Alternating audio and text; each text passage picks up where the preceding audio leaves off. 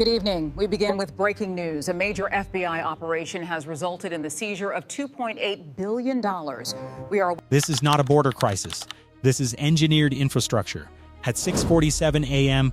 on a cold Tuesday morning in Houston, Texas, FBI Director for the Southern District stood before a row of microphones and said 5 words that would shake the foundation of American border security.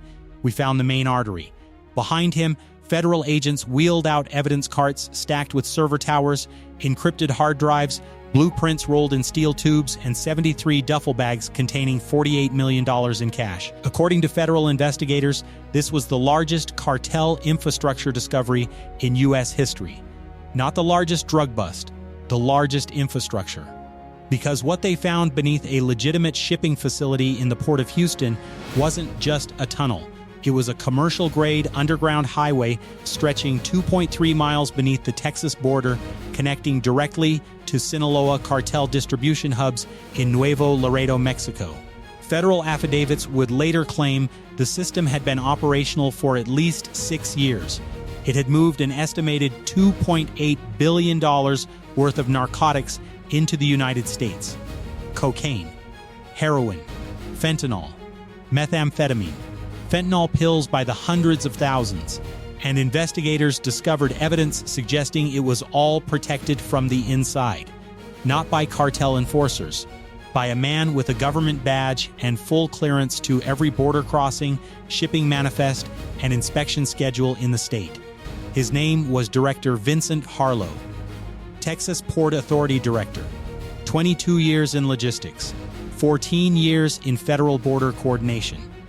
And according to encrypted files recovered during the raid, the operational commander of the largest drug tunnel network ever constructed on American soil. This is how deep it went. And trust me, what comes next is worse. 4:32 a.m., Laredo, Texas. The city is still. Neon signs flicker above empty truck stops. Fog rolls in thick off the Rio Grande. The only sound is the low hum of diesel engines idling in the freight yards near the border. Then the silence breaks. FBI, DIA, ICE, SWAT teams in black tactical gear move like shadows through the pre-dawn darkness, descending on 7 locations simultaneously across Laredo, El Paso, and the industrial sprawl south of Houston. They hit a cartel-run freight warehouse on the edge of Laredo first. Flashbangs shatter the night. Agents pour through shattered doors, rifles raised, voices sharp and controlled. Inside, they find 34 workers scrambling toward the back exits, some clutching duffel bags, others reaching for hidden compartments beneath false flooring. Federal agents tackle 3 men trying to destroy cell phones. They cuff 12 more near a loading dock stacked with pallets of shrink-wrapped furniture. But it's what's inside the furniture that matters. Agents pry open the first crate. Cocaine. Bricks wrapped in plastic and duct tape. Stamped with the emblem of the Sinaloa cartel, they open another. Fentanyl pills. Over 2.1 million pills packed in vacuum-sealed bags. Then methamphetamine. Then heroin. By the time the sun starts to rise, federal teams have seized over 4.6 tons of narcotics from that single warehouse. But the real discovery comes when a K-9 unit alerts near the back office.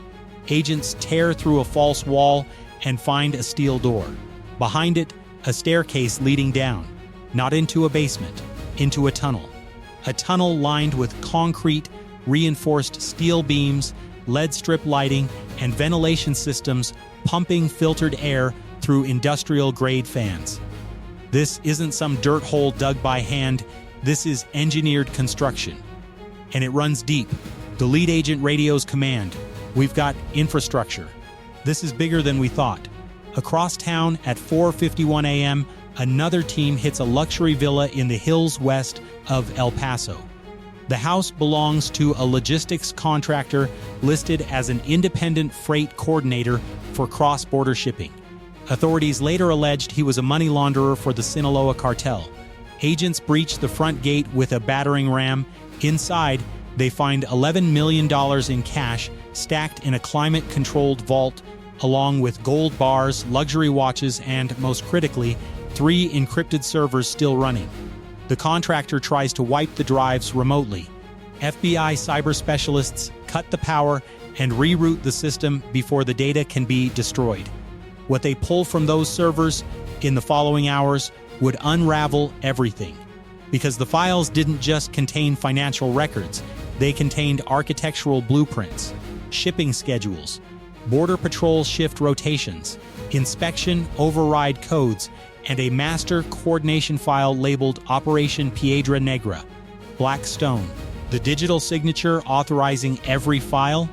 Vincent Harlow, Texas Port Authority Director, the man responsible for overseeing security, logistics, and inspections across the largest shipping corridor in the southern United States. Federal investigators would later allege he had turned the Texas border into a protected narcotics superhighway for the Sinaloa Cartel. And the tunnel they just found? That was only one piece. 7:14 a.m., FBI Cyber Forensics Division, Houston Field Office.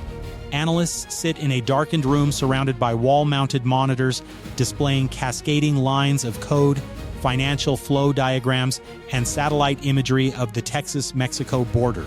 They've been awake for 31 hours, and what they're seeing doesn't make sense. Until it does.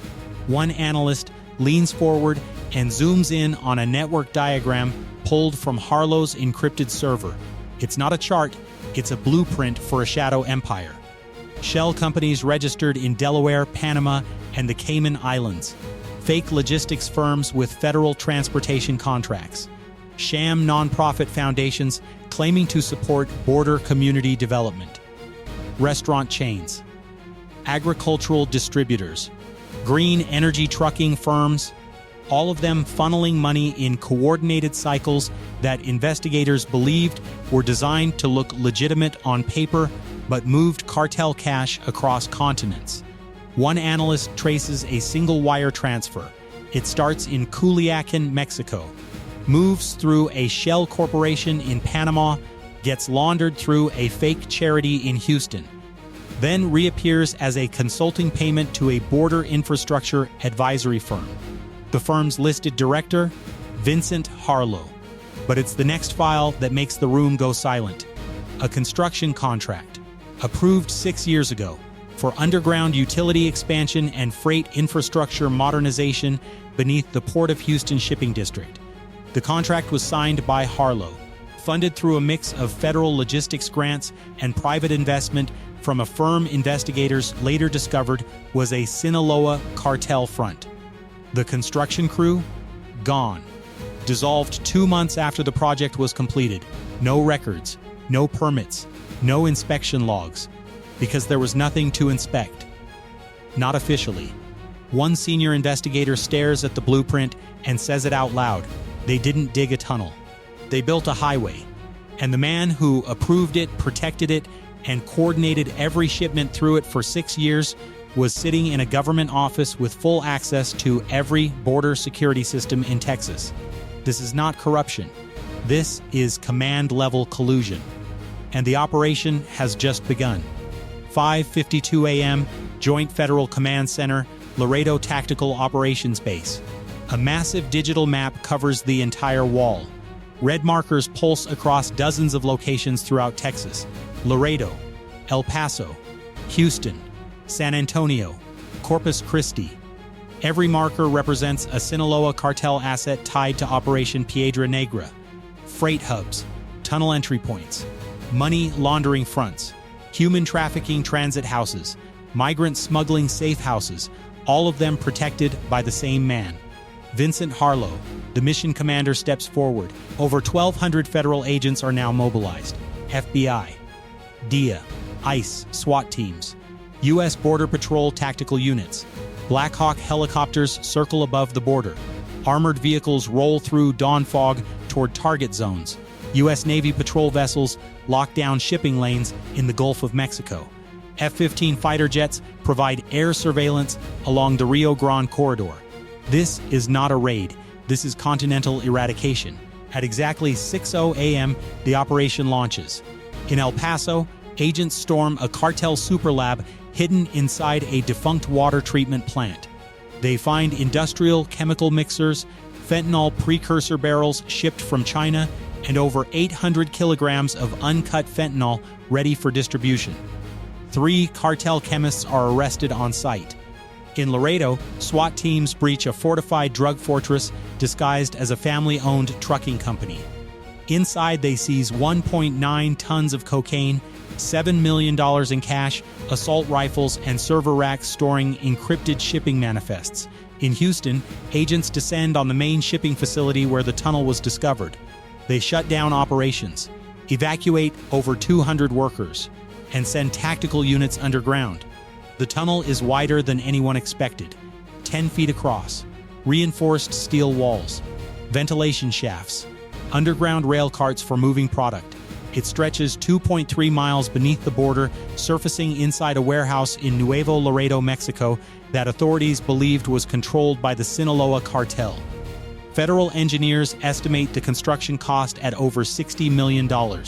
All of it hidden, all of it operational, all of it protected by a man who was supposed to be defending the border. By 11:47 a.m., the operation has seized 6.8 tons of narcotics, including cocaine, heroin, methamphetamine, and fentanyl pills. Over $73 million in cash. 14 tunnel entry points across Texas. 41 cartel operatives arrested, 9 corrupt officials taken into custody, 1 federal commander radios back to command. The underworld took more damage in 6 hours than in the last 6 years. But the story isn't over, because when investigators start going through the seized servers, they realize the corruption didn't stop at one man. It was a system. 2:33 p.m., FBI Internal Affairs Division, Evidence Review Room. Agents sit in front of monitors, reviewing files pulled from Operation Piedra Negra servers. What they find is sickening.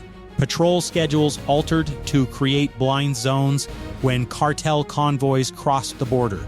Inspection logs falsified so shipments passed through without scrutiny. Internal emails between Harlow and senior border officials discussing logistical adjustments that investigators later alleged were code for cartel coordination. Evidence pointed toward possible coordination involving at least 17 officers, including 6 U.S. Border Patrol agents, 3 ICE supervisors, 2 county sheriffs, 4 Port Authority inspectors, 1 federal judge who signed off on expedited shipping permits. All of them, according to federal affidavits, were receiving monthly payments disguised as consulting fees, performance bonuses, or real estate investments. The internet quickly